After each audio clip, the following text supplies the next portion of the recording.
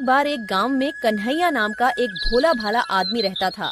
कन्हैया का उसी गांव में एक छोटा सा घर था। घर में वो और उसकी पत्नी और एक छोटा सा बच्चा रहता था, जो उसकी पत्नी को अभी अभी कुछ दिन पहले ही हुआ था। कन्हैया के पास जमीन तो खूब सारी थी, पर वह सारी जमीन बंजर थी। उस जमीन पर कोई भी फसल नहीं हो पाती थी, जिस कारण वह अपना घर चलाने के लिए एक मुनीम जी के घर पर काम करता था।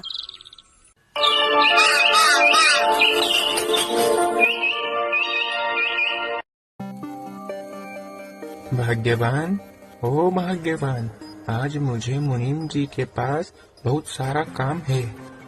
आज मुनीम जी का अनाज बाहर शहर बिकने को जाएगा, तो मैं आज खाना खाने नहीं आ पाऊंगा।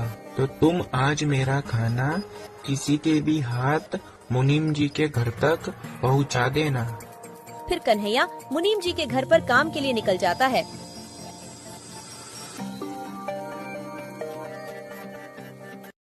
आज तो कोई नजर नहीं आ रहा जिसके हाथ में यह खाना पहुंचा सकूं। लगता है आज मुझे ही खाना देने जाना होगा। कन्हैया की पत्नी कन्हैया को खाना देने के लिए मुनीम जी के घर के लिए निकल जाती है।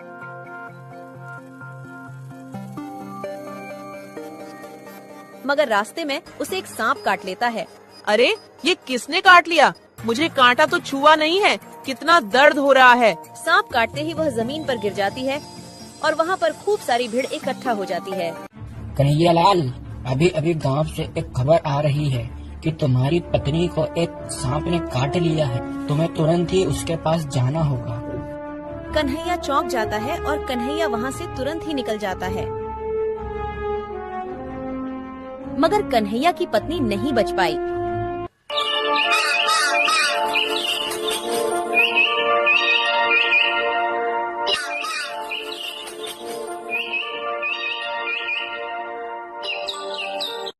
सब खत्म हो गया। तुम मुझे और अपने इस बच्चे को अकेला ही छोड़ गई। अब इस बच्चे को मैं कैसे पालूंगा? इससे बढ़िया तो मैं भी मर जाता। अपनी पत्नी के गुजर जाने के दुख में कन्हैया खूब दुखी हो रहा था।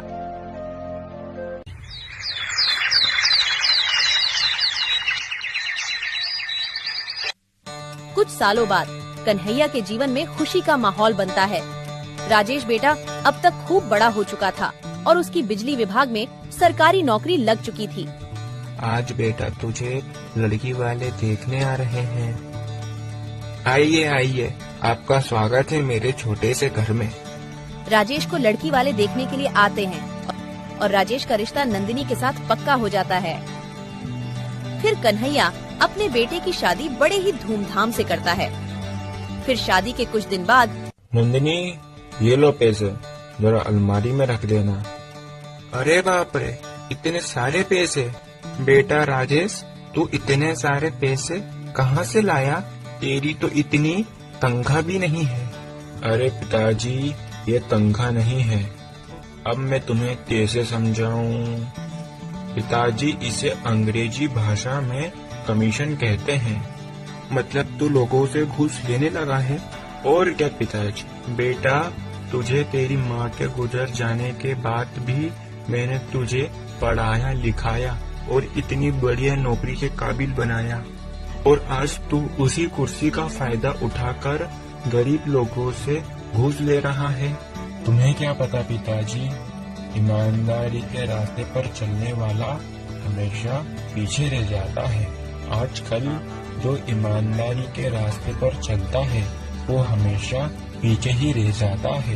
ईमानदारी पर चलेंगे तो धीरे धीरे आगे बढ़ेंगे, और अगर थोड़ी बहुत घूस खाकर आगे बढ़ेंगे तो बहुत जल्दी आगे बढ़ेंगे। पिताजी, बेटा, जो ईमानदारी के रास्ते से धीरे धीरे आगे बढ़ता है वो बहुत लंबे समय तक टिकता है। जो ये घूस खाकर आगे बढ़ता है वो बहुत ही जल्दी बर्बाद होता है। और आगे तेरी मर्जी। और कन्हैया इतना कहकर अपने घर से निकल जाता है। ठीक ही तो कह रहे हैं कि घूस लेना पाप है। पिताजी की बात तो मान लो। तुम भी चालू हो गई। पिताजी मुझे कम सुना के गए हैं क्या? घूस लेना पाप है। अब मुझे मेरा खाना दे दो, ऑफिस के लिए लेट हो रहा हूँ। इसी तरह कन्हैया का बेटा राजेश लोगों से घूस लेने लगा था।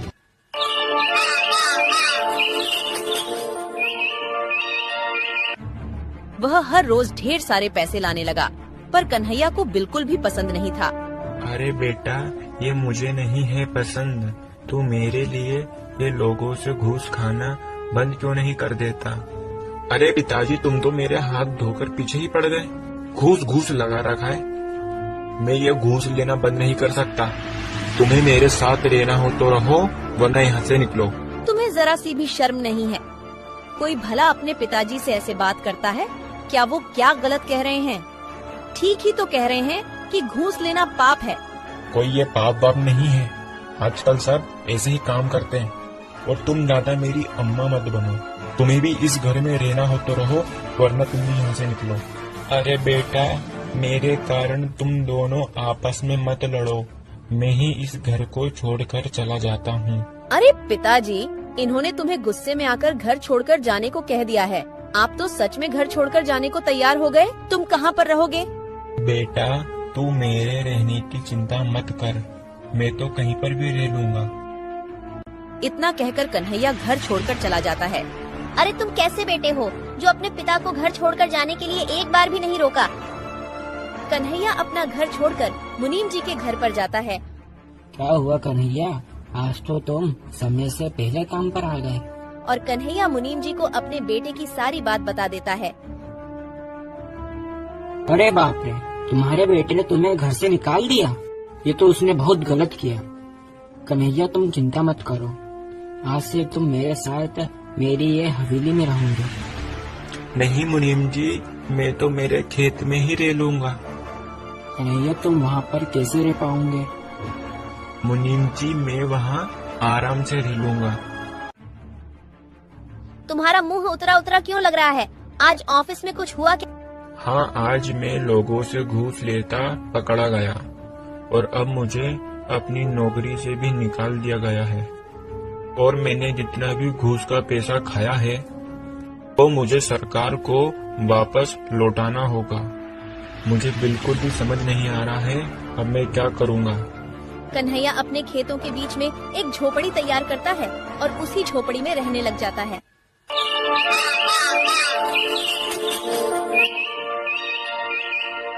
मुनीम जी कन्हैया से मिलने उसकी झोपड़ी पर जाते हैं। अरे मुनीम जी, आज तुम्हारा ये मेरी झोपड़ी में कैसे आना हुआ? अरे कन्हैया, आज तुम्हारे लिए एक खुशखबरी है। अरे जो तुम्हारी बंजर जमीन थी ना, वो एक फैक्ट्री निर्माण के काम के लिए खरीदी जा रही है, पूरे 5 लाख रुपए में। क्या 5 लाख रुपए? मुनीम जी, मुझे तो आपकी बात पर विश्वास नहीं हो रहा। अरे मेरी बात पर भरोसा करो, मैं सच कह रहा हूँ। ऊपर वाले ने मेरी सुन ली।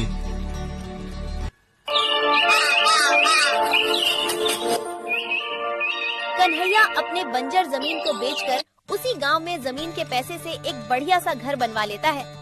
और उधर सरकार द्वारा पैसे लेने के बावजूद सरकार उनका घर भी जब्त कर लेती है, जिस कारण राजेश और नंदिनी को घर खाली करके जाना पड़ा। आज तुम्हारे लालच के चक्कर में पिताजी भी घर छोड़कर चले गए और आज हमें भी घर से बेघर होना पड़ा, तुम्हारे लालच के चक्कर में। आओ राजेश बेटा, अब तो तुम्हारा पिता लखपति बन गया है। तुम यह खबर सुनकर आए हो, मैं जानता हूँ। तुम तुम्हारे पिता के पास केवल पैसों की लालच में ही आए हो। तुमने आज तक तुम्हारी माँ को देखा?